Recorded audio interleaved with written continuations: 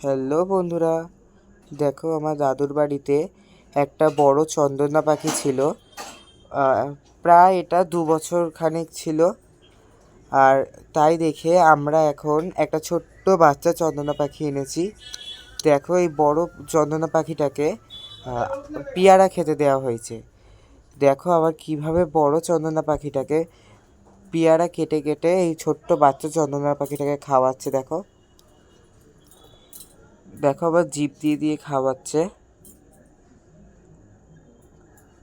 আর এখন কিন্তু এই চৈত্র মাসেই কিন্তু বিশেষ করে বাচ্চা চন্দনাগুলো পাওয়া যায়, এরপরে কিন্তু আর পাওয়া যায় না। দেখো আবার খাইয়ে দিচ্ছে।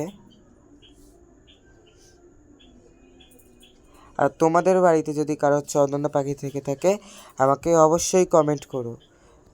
বাই।